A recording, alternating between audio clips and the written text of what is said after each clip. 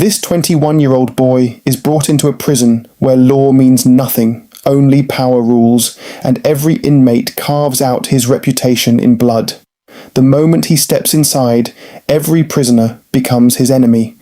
But none of them know that the kid they're messing with is about to become the one who rules over all of them. The story opens with a police van pulling up to a brutal prison somewhere in China. This isn't a place for ordinary criminals, only the most dangerous offenders end up here. Anyone who shows weakness in front of these men gets killed without hesitation. Among the new arrivals today is a young inmate barely 21 years old, named Riki. He's been sent here for brutally killing a man. His original sentence was 10 years, but because of his age, he only has to serve 5. As Riki walks through the metal detector, alarms start blaring. The guards stop him and search him thoroughly, but they find nothing on his body. Still, the detector keeps going off, insisting there's metal somewhere on him. So they drag him to an X-ray machine. When the scan comes up, it shows not 1 but 5 bullets lodged in his chest.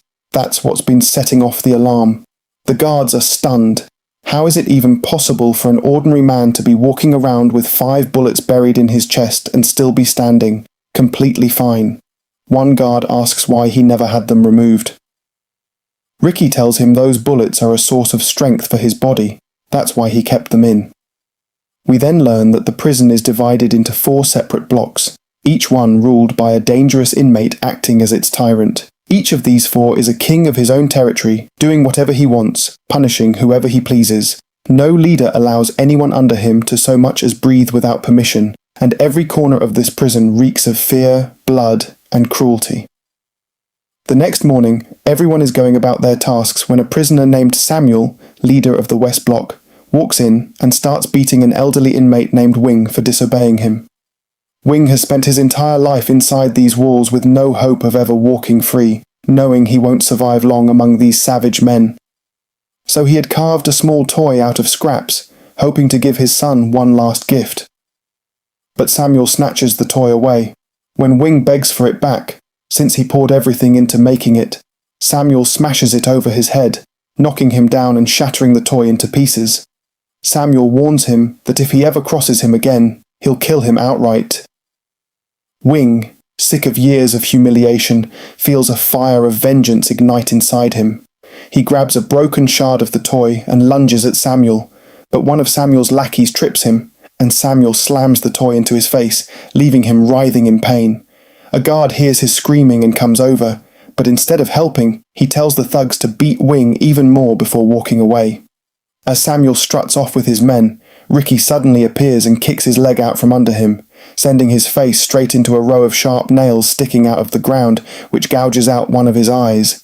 One of Samuel's men tries to retaliate, but one cold glare from Riki sends all 3 of them running. Samuel survives, but he's now blind in one eye, and a burning need for revenge consumes him. His lackey tells him they'll need Matt Dragon, the deadliest inmate in the whole prison, a man who never leaves anyone alive and can finish off any opponent with a single hand. If they want Riki dead. Right now, the warden has Matt Dragon locked in solitary confinement for savagely killing another prisoner the day before. That same day, Samuel strikes a deal with a guard, asking him to tell Wing that his sentence has been extended. The guard goes straight to Wing and informs him his release has been cancelled. He now has another 20 years to serve. The ground falls out from under Wing. He knows that if he stays, Samuel will hunt him down and make him suffer endlessly. He falls to his knees, begging the guards for his freedom, but they only beat him further and leave. Unable to face another 2 decades of torment, Wing hangs himself that very night. News spreads through the prison, and Riki learns that the man whose life he once saved is now dead. As guards carry the body away, Riki asks them to remove the handcuffs from Wing's wrists, since he's already gone. There's no need to keep him chained anymore. He tears the heavy cuffs apart with his bare hands, leaving the guards in shock that any normal man could break restraints that strong. Riki pulls out the toy Samuel had broken, the one he had quietly repaired, and places it on Wing's body for a moment of peace. Seeing Wing dead breaks something inside Riki, and his hunger for revenge against Samuel reignites. The next morning, all the inmates head to the showers.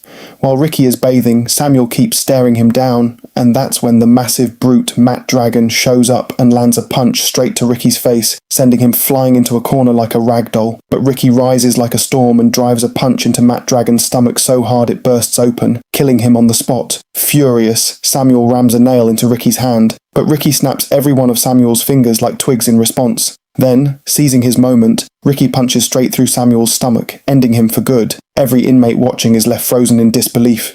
Guards rush in and drag Riki away. There, a prisoner named Naromi, leader of the North Block, approaches him. He'd come to intimidate Riki, but after witnessing him kill Matt Dragon with his bare hands, he instead tries to befriend him like a scared rat. Riki says nothing and walks away. He's thrown into the cell once reserved for the most dangerous inmates, the same one Matt Dragon used to occupy, and is left there alone. Suddenly, pain erupts in his chest, and we're shown a flashback. Riki, once a student, had already lost both his parents. Visiting their grave, he encounters his old master, Zhang, who trained him in martial arts as a child. The master asks him to demonstrate his strength, but the moment Riki attacks, the master flattens him in a single move, telling him he still isn't a true master. He still carries weakness inside him that will take time to overcome before he can become a true fighter. Riki drops to his knees, pleading that he will become a master no matter how long it takes, and that very day his training begins. The master tells him that first he must learn to control his mind, and only then can he purge it of all anger and hatred. He places a stone in front of Riki and tells him to shatter it using nothing but pure focus. Riki tears through it like paper. The master then hurls a barrage of stones at him, and Riki shreds through each one like a hurricane. Finally, the master throws the largest stone directly at his chest. Riki breaks that one too, with ease. The master realizes Riki has fully mastered control over himself and needs no further training. The scene shifts back to Riki sitting in his cell when a guard tells him the assistant warden wants to see him. He's brought before the assistant warden, whose table is piled with food. The man is missing one arm and has replaced it with a hooked prosthetic, which he even uses to eat. The warden orders a guard to read out Riki's file. It reveals that Riki was an orphan, raised in an orphanage with no parents, expelled from school for repeatedly beating up other students. He later enrolled in a music college where he learned to play the flute. Despite his young age, he had joined a gang and taken a man's life, which is why he ended up in this prison. The warden questions him directly about the 5 bullets lodged in his chest, but Riki just smiles and says nothing. So the warden shows him a photo, a picture of Riki's close friend. As Riki reaches to take it, the warden jabs the hook straight into his hand and unleashes a barrage of punches. He tries to force Riki to talk, but Riki only spits in his face. Enraged, the warden crushes the photograph, and Riki's blood boils. He smashes the table in two with his bare hands. The terrified warden scrambles into a corner like a cornered animal. Riki almost finishes him off, but holds himself back and walks away instead. That night, Riki sits alone in his cell, staring at the same photograph, heartbroken. It's a picture of his friend Keiko, with whom he once shared happy, carefree days, before prison turned his life into something unrecognizable. To calm himself, he plays the same flute he used to play with her. A guard interrupts, warning him to stop or he'll smash the flute into pieces. The next day, when Samuel's old lackey steps out of his cell, several inmates attack him, blaming him for Wing's death and wanting revenge. They're about to slice him open with a sharpened blade when Naromi shows up and stops them. Killing him now, he warns, will only get all their sentences extended, maybe even earn them a death sentence. But an inmate named Wong snaps at him, asking where Naromi was when they were being tortured, and why he's now protecting the man responsible. He insists the lackey must die. Furious, Naromi grabs the blade himself and slashes the man's mouth open, leaving him writhing on the ground. The warden, watching from above, is delighted. He tells Naromi he never expected this from him, but is pleased nonetheless. He drags the still living victim away by a hook through his mouth. That same day, the warden summons Naromi and hands him a weapon, ordering him to kill Riki the same way he killed Wong. Naromi hesitates, knowing Wong was an ordinary prisoner, easy to dispatch, but Riki is no ordinary man. If he provokes Riki, he'll be torn apart just like Matt Dragon was. Still, since it's the warden's order, he agrees. Naromi then heads to the prison yard, where Wong's body, chained and strung up on a frame, hangs as a warning to terrify the other inmates and crush any thought of rebellion.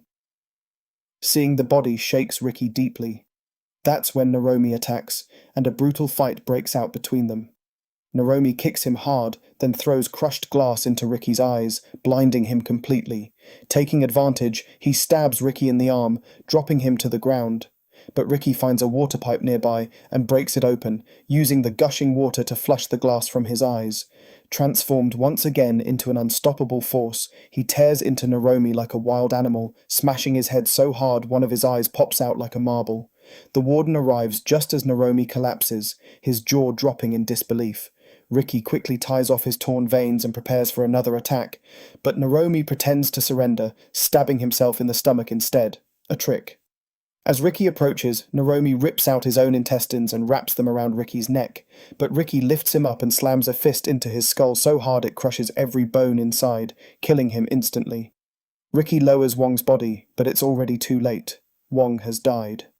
Furious, he tells the gathered prisoners that the warden is responsible for this innocent man's death and that he should be killed. The inmates surge forward in a riot, ready to tear the warden apart.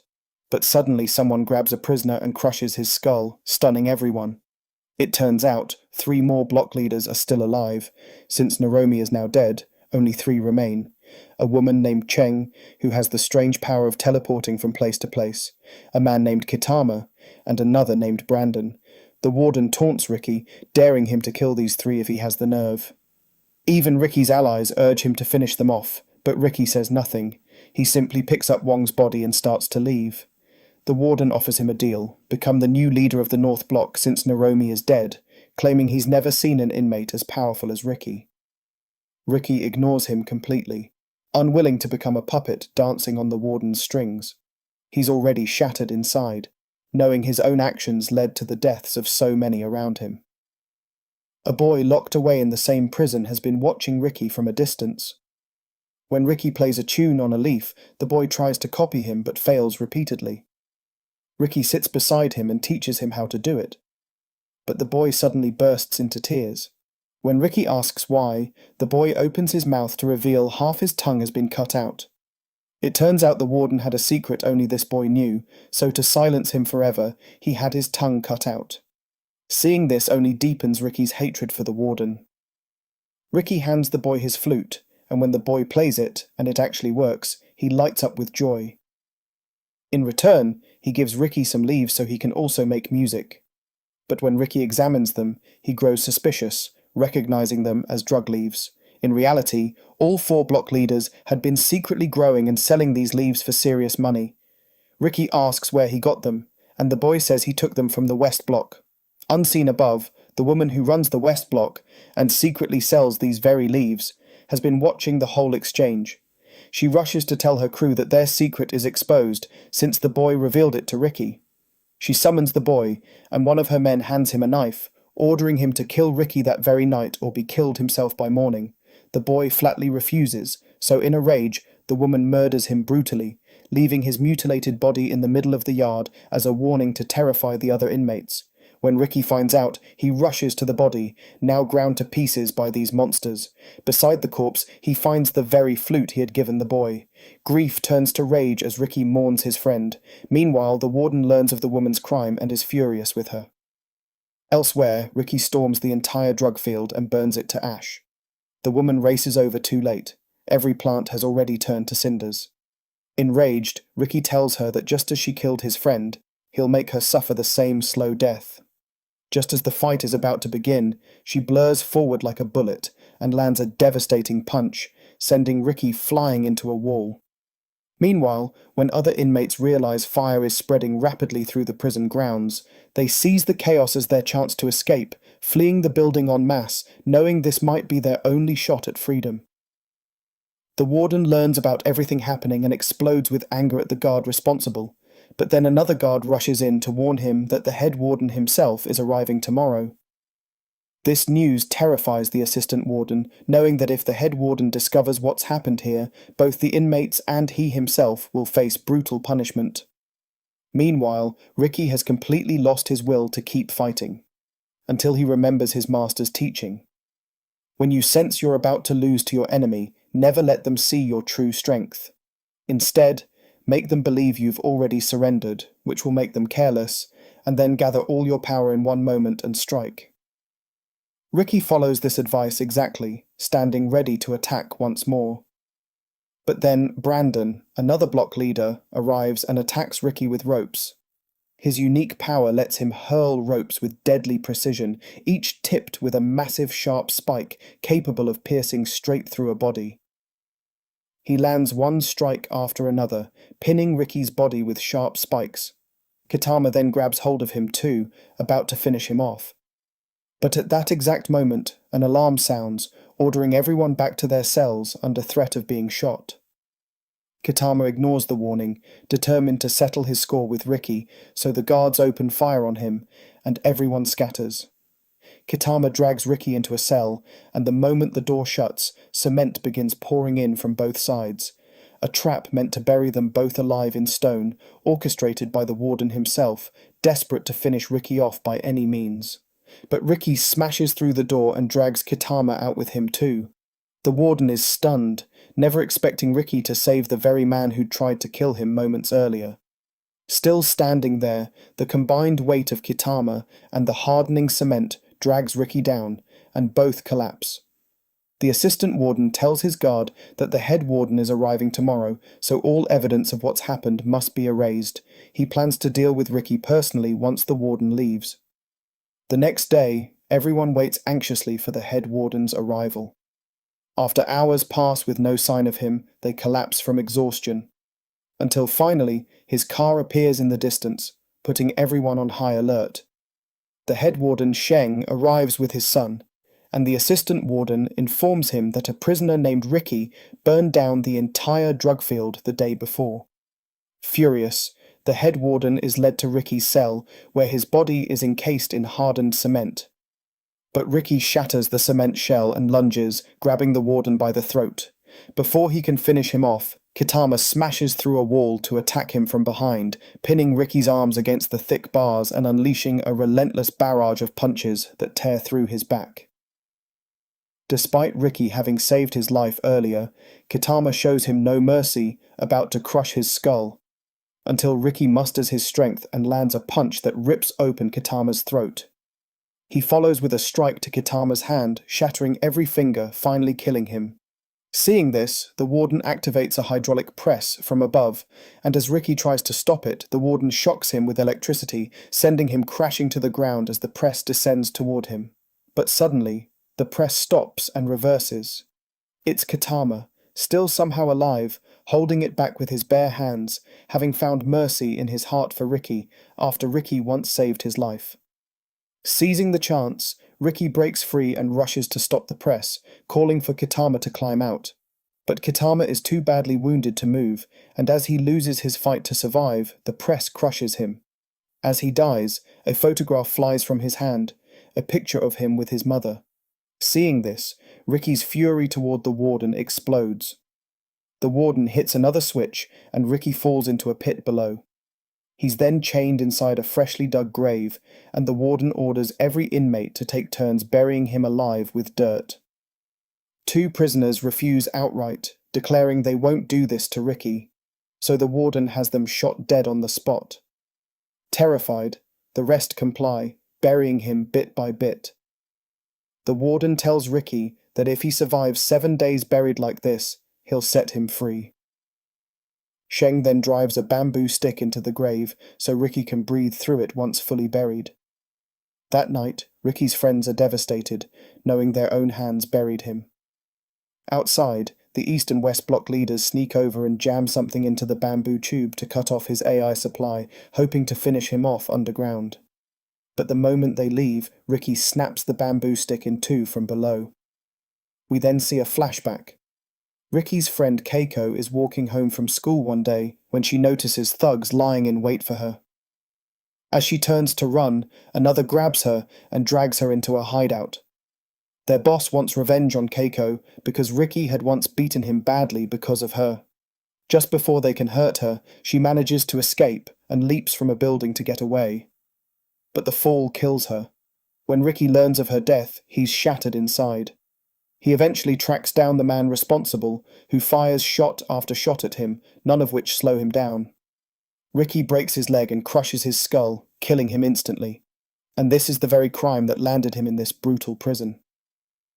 Back in the present, Riki's 7 days are up, and he's pulled from the grave. The warden was certain he'd be dead, but Riki is still breathing, leaving him stunned. So they throw him into a chamber lined with sharp spikes instead.